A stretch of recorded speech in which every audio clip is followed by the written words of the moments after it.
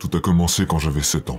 Mon grand frère avait pas fait attention, son PC était resté allumé sur GTA Vice City, alors j'ai commencé à y jouer. J'ai tiré sur des grands-mères, j'ai attaqué des flics au katana. J'étais pas prêt pour cette violence. Évidemment, en grandissant, c'est des comportements que j'ai répétés. Hier encore, j'ai roulé en 4x4 sur la plage pour écraser les baigneurs. Mais c'est pas tout. J'ai grandi avec Zelda, je suis interdit d'entrer dans la majorité des magasins de poterie. C'est plus fort que moi. Je dois éclater les pots. Mais le pire, c'est Tetris. Parce que la première fois que j'ai été avec une femme, j'ai inséré ma barre dans l'emplacement prévu à cet effet et elle a disparu. Elles ont toutes les deux disparu. Le jeu vidéo détruit des vies. Parlez-en autour de vous.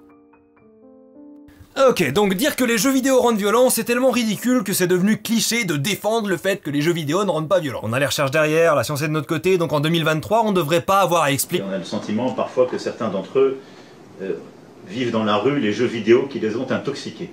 Les gars, je crois que les jeux vidéo sont en train de me rendre violent contre une classe politique complètement déconnectée de la réalité. Vous savez quoi, peut-être qu'il est temps de revenir sur la question, relire la littérature scientifique, voir ce qui a été dit depuis. Soyons honnêtes intellectuellement et regardons si le jeu vidéo, voire les médias dans leur ensemble, ont un impact sur les individus ou la société. Dans cette vidéo, on va parler de GTA, de Mortal Kombat, mais aussi de propagande et de publicité. Et en parlant de publicité, l'opéra est une œuvre musicale et théâtrale dans la musique classique occidentale.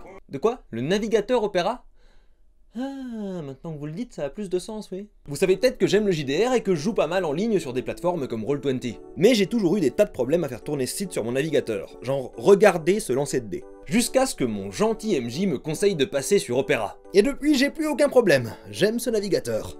J'aime moins ma chance au dé. Opera, c'est un navigateur qui ne bouffe pas tout le processeur pour tourner, même si vous tombez dans un trou de lapin sur Wikipédia et finissez avec une centaine d'onglets ouverts. Regardez, on peut même organiser ces onglets dans des petites îles toutes pratiques pour chercher des sources que personne n'ira vérifier. Y a pas que Wikipédia qui vous aidera à trouver des réponses à vos questions, il y a aussi Aria, l'IA. Aria est une intelligence artificielle qui répond à vos questions et génère du contenu en ligne en temps réel, le tout gratuitement. Et on parlait publicité. Opera vient avec un bloqueur de pub intégré. Vu la direction que prend Internet ces dernières années, ça devient absolument indispensable. Opera intègre également Messenger, ce qui est très pratique et très facile pour dire à mon MJ que la prochaine session, ce sera pas pour tout de suite. Que seraient les JDR sans les problèmes d'emploi du temps? Et si par magie on arrive à trouver le temps, je peux utiliser le lecteur intégré pour écouter de la musique sur mon service de streaming préféré et me mettre dans l'ambiance. Pour résumer, vous naviguez plus vite, de façon plus efficace et avec moins de pub. C'est pour ça que j'aime l'Opéra. Et aussi le navigateur Opera. Téléchargez-le immédiatement et gratuitement en suivant le lien dans le commentaire épinglé ou la description, et découvrez toutes les fonctionnalités de ce navigateur du futur.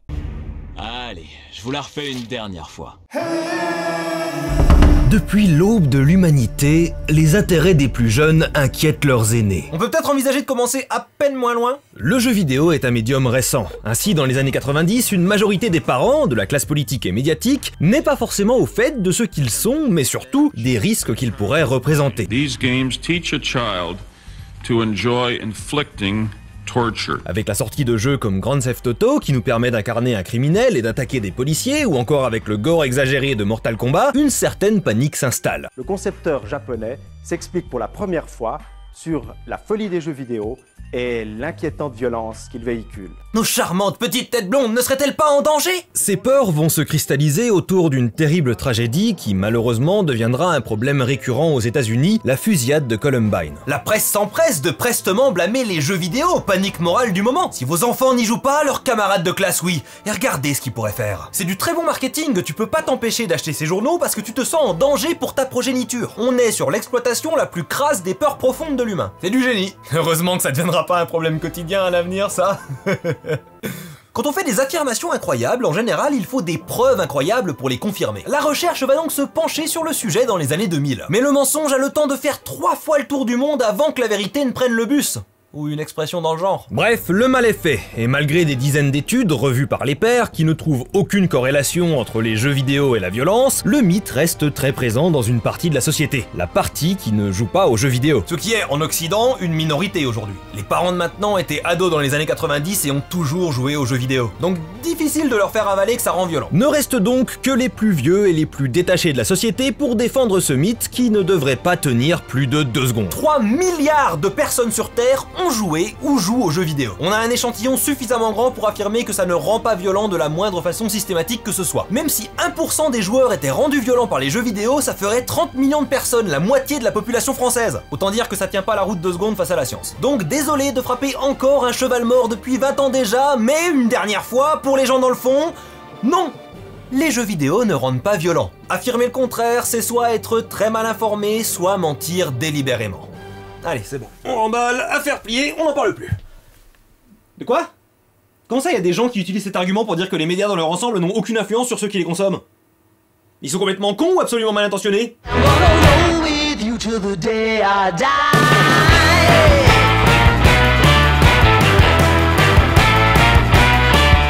Ok, donc apparemment, une formule logique a été créée entre les jeux vidéo ne rendent pas violents et les médias n'ont aucune influence sur les gens.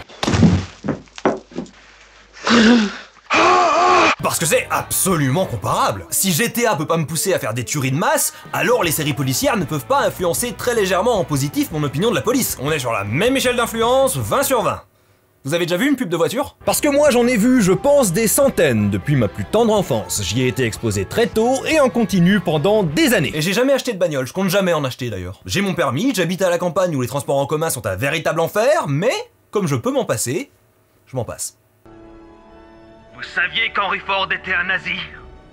Je sais pas pour vous, mais moi, si j'ai le choix entre faire du vélo ou être un nazi, alors vous pouvez m'appeler Thibaut Pinot parce que j'ai déjà commencé à pédaler.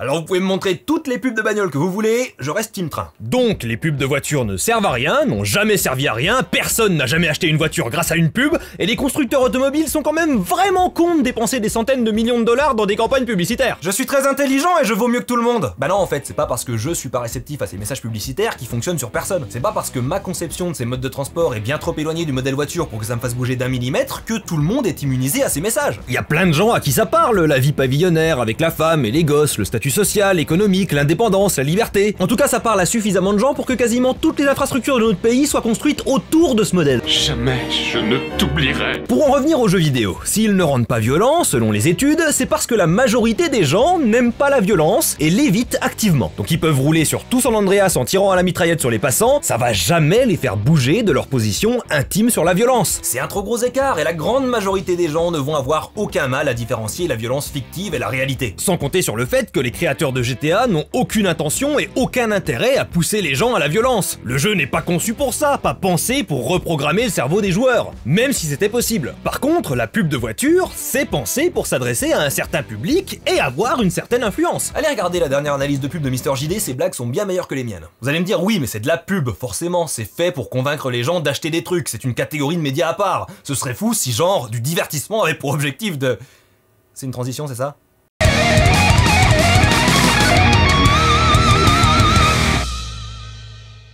J'adore Iron Man.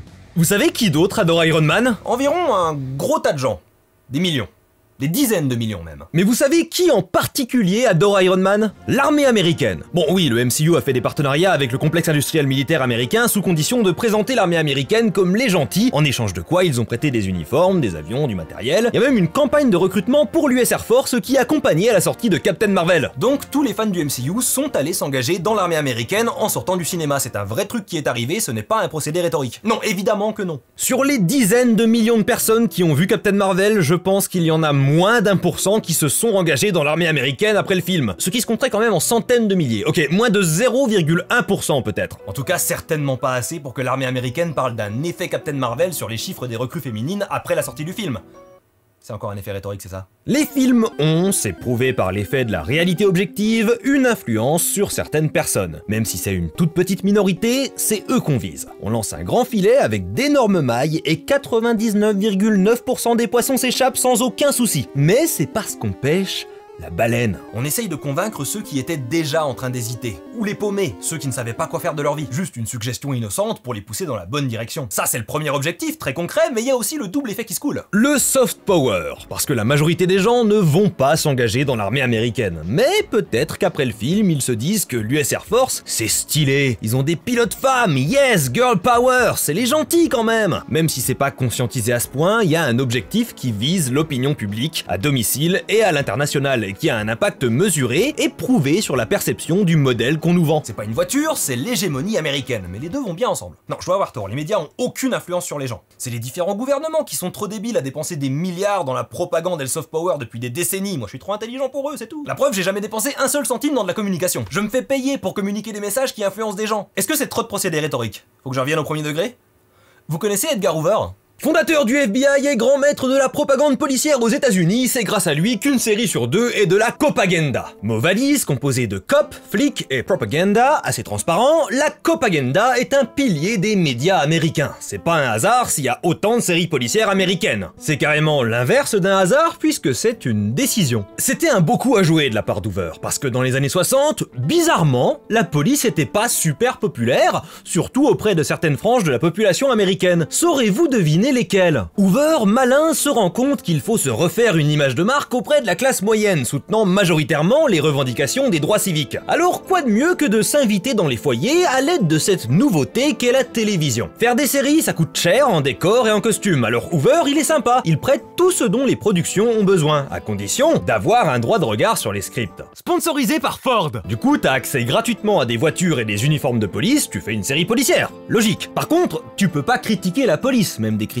constructives et justifiées, elles ne passent pas. C'est eux qui valident les scripts, et leur image doit être positive. Sinon, bye bye les jolies voitures. Le flic devient donc une figure incontournable de la télévision américaine, et l'image populaire du policier change du tout au tout. Avant Hoover, les policiers étaient représentés un peu comme on représente toujours les gardes dans les genres de l'imaginaire aujourd'hui. Des brutes épaisses, pas très malins, alcooliques, qui servent d'obstacle ou de gag. Après Hoover, ce sont les cow-boys modernes, ce sont des héros incompris, le dernier rempart entre la barbarie et la civilisation. Ils sont violents parce que le monde est violent. Ils sont alcooliques parce qu'ils souffrent. Et ils sont très malins. Ils arrivent à résoudre toutes les enquêtes. Incompétent, moi? Ça faisait longtemps qu'on me l'avait pas sorti celle-là, XD. Et vous devinerez pas quoi, l'image du policier dans l'imaginaire populaire a changé après des décennies de propagande. Au point où quand GTA est sorti en 1997, il y a eu un véritable outrage concernant ce jeu qui permettait d'attaquer des policiers. Vous avez vu, j'ai fait un lien avec le début de la vidéo.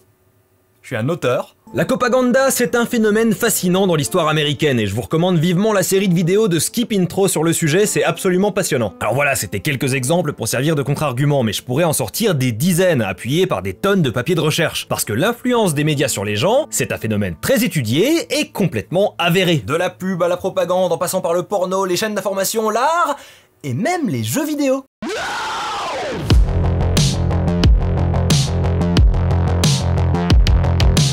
On a établi deux vérités jusqu'ici si vous m'avez suivi. Premièrement, les jeux vidéo ne rendent pas violents. Deuxièmement, les médias influencent les gens. Enfin, les autres gens, les gens nuls, pas nous. On est trop intelligents pour ça. Maintenant, il est temps de vous révéler quelque chose. J'ai menti.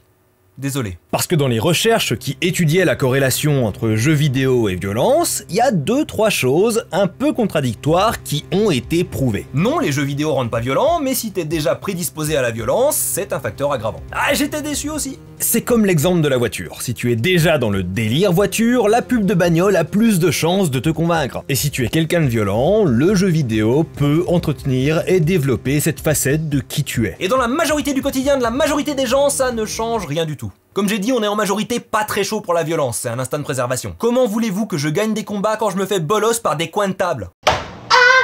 Mais voilà, comme partout, il y a des personnes plus sensibles et plus susceptibles d'être affectées par les médias. Et quand il y a des personnes vulnérables, qu'est-ce qu'il y a toujours en face? Mais oui, des personnes mal intentionnées pour en profiter. Ainsi, pour citer un exemple tout à fait anodin, on a des preuves très sérieuses que le jeu vidéo est un terrain de recrutement privilégié pour la radicalisation djihadiste. Daesh a beaucoup utilisé les jeux de tir en ligne dans ses campagnes de recrutement, et ça a marché. Sans doute une fois sur 10 000, mais il n'y a pas besoin de plus. Mais si ça vous inquiète de savoir que les méchants font ça, rassurez-vous.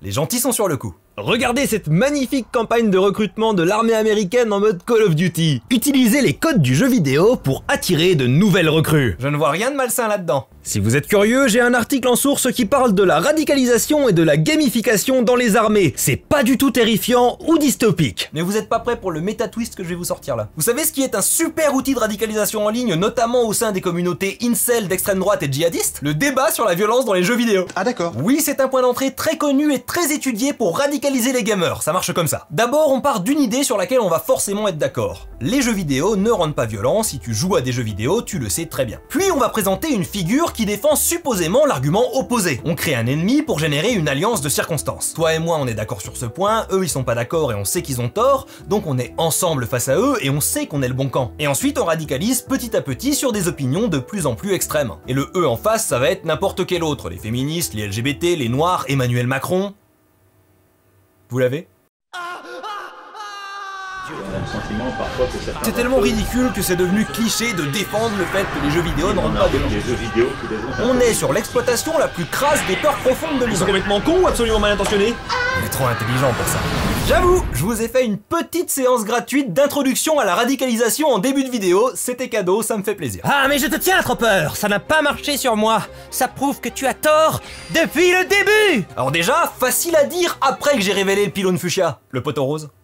Non? Et si jamais j'avais vraiment eu pour objectif de radicaliser qui que ce soit avec cette vidéo, comme je disais tout à l'heure, ça n'aurait pas marché avec 99% des spectateurs. Mais moi, j'aurais juste visé les 1% les plus vulnérables. C'est comme ça que marche la propagande, comme des vagues qui s'éclatent contre une falaise, arrachant de tout petits bouts insignifiants à chaque fois. Mais toutes les falaises finiront par s'effondrer avec suffisamment de temps. C'est une stratégie insidieuse parce qu'on a l'impression qu'elle marche pas. Et effectivement, la plupart du temps, elle ne marche pas. Mais c'est parce qu'elle ne marche pas sur tout le monde. Elle a pas besoin de marcher sur tout le monde pour marcher. C'est bien de défendre le jeu vidéo, un médium qui manque de reconnaissance et qui est toujours méprisé aujourd'hui. Très injustement d'ailleurs. Surtout quand il est attaqué sur des points qui ont déjà été démontés avec rigueur à plusieurs reprises jusqu'au niveau académique. Mais faut pas non plus tomber dans des pièges faciles et s'arrêter de réfléchir parce qu'on pense avoir toutes les réponses. C'est là qu'on est le plus vulnérable, quand on arrête de se poser des questions. Regardez, par exemple, là, je dis des trucs super consensuels pour vous faire baisser votre garde et gagner votre confiance parce que je vais vous demander de vous abonner. Je ne fais que vous manipuler depuis le début. Maintenant, faudrait développer un peu l'esprit critique sur cette question. Quand quelqu'un vous parle de violence dans les jeux vidéo, qu'est-ce qu'il essaye de faire? Est-ce qu'il essaye simplement de défendre les jeux vidéo? Auquel cas, c'est très bien. Bon, c'est un combat facile, mais un point pour l'effort. Ou alors, est-ce qu'il essaye de créer une diversion en sachant très bien qu'il touche une corde sensible et que l'attention des gens va forcément se tourner vers cette question plutôt qu'une autre actualité plus difficile à maîtriser? Est-ce qu'il cherche à marquer un point facile pour gagner votre confiance et ainsi pouvoir plus facilement vous convaincre d'autre chose? Ou bien est-ce que c'est pour vous convaincre d'essayer un navigateur gratuitement en suivant le lien dans la description ou le commentaire épinglé? Tant de questions sans réponse. Alors maintenant que votre esprit critique est affûté, quelques petites questions. Est-ce que cette vidéo vous a plu? Je teste un nouveau format un peu plus généraliste que ce que je fais d'habitude. Aucune idée de si ça va plaire, à vous de me le dire. Si ça marche, il y en aura sans doute d'autres avec une vignette rouge sur la miniature. Et si ça ne marche pas, eh bien j'aurais essayé. J'en profite comme d'habitude pour remercier les soutiens de la chaîne. Un énorme merci à Morgane Glenko, Pouillou, Arnaud, Bidé, Radiem, Laetitia, Femtom, Iwan R, le maître du Doliprane, Fly Lupus, Eddie Rockmer, Samy Langignon, Elayan, Manuel, Aegolius, Pélo Gaulois, Kevin Delamure, Emma Vennaïm et Arthur Burger. On se retrouve en janvier pour la suite de Tropper Who. Désolé, ça prend du temps, il y a des effets spéciaux et tout. Ah, et du coup, si vous avez des suggestions de noms pour ce format, je prends. Évidemment, il y a beaucoup de second degré dans cette vidéo, me prenez pas au pied de la lettre. Ah, j'ai des crampes, Dropper out.